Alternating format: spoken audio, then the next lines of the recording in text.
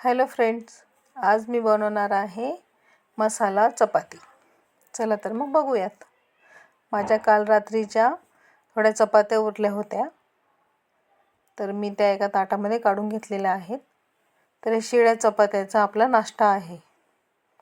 याला बरेचसे लोक काला पण म्हणतात, मसाला चपाती पण म्हणतात आणि भुगा पण म्हणतात नगरी लोक. तर मग मी चपातीला असं 4 भागमध्ये करून घेतलेलं आहे आणि पीसेस केलेले आहेत आणि ते मिक्सरच्या जारमध्ये आपण बारीक करून घेणार आहे. थोडे जाड बारीक करायचे, खूप बारीक नाही करायचे. आणि नाश्त्यासाठी खूप छान रेसिपी आहे.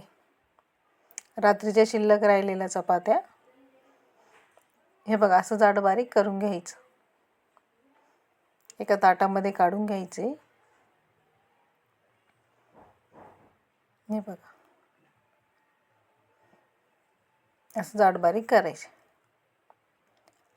त्यानंतर मी कापलेला आहे कांदा, टोमॅटो, हिरवी मिरची, लसूण आणि कोथिंबीर. हे आपल्याला फोडणीला टाकायचे आहेत. कढईमध्ये तेल टाकलेले आहे आणि थोडे शेंगदाणे घेऊन मी त्याला फ्राय करणार आहे त्याच्यामध्ये.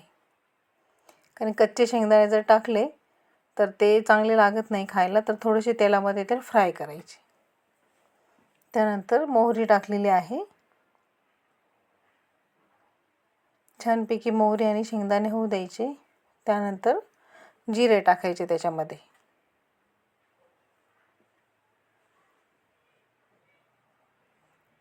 छान आणि सोपी रेसिपी आहे. त्यानंतर हिरवी मिरची मी टाकलेली आहे.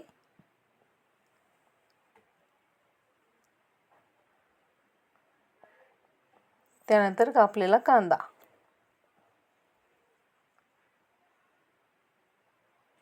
हे बघा खूप छान झालेले आहेत. फ्राय करायचा मस्त. आणि मी लसूण कापून घेतलेला नाही आहे, तर तो ठेचून घेतलेला आहे जाड बारीक.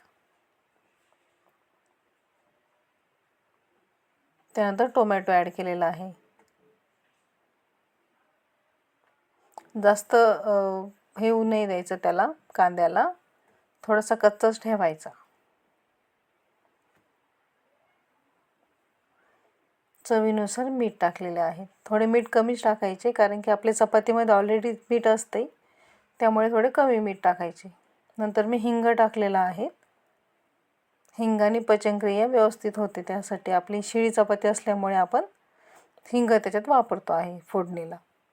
त्यानंतर बारीक चपातीचा जो आपण मिक्सरमधून काढलेला आहे ते आपण याच्यामध्ये टाकून घेत आहे. छान हलवायचं व्यवस्थित.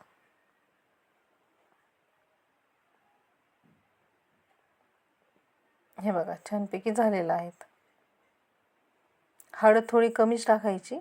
हिरवी मिरचीच्या ऐवजी आपण लाल तिखट पण टाकू शकतो. त्यानंतर कोथिंबीर टाकलेली आहे मी. मस्त झालेलं आहे. चला तर मग सर्व करूयात.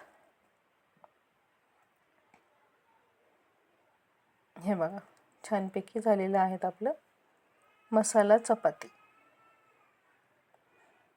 तुमच्याकडे ह्या डिशला काय म्हणतात ते मला कमेंट करून सांगा. दह्यासोबत आपण खाऊ शकतो किंवा ताक पण चालेल, किंवा कोणी कोणी याच्यासोबत दूध पण खाते. चला तर मग रेसिपी आवडली असल्यास लाईक करा, शेअर करा, कमेंट करा आणि सबस्क्राईब करा चॅनलला. चला तर मग भेटू नेक्स्ट रेसिपीमध्ये.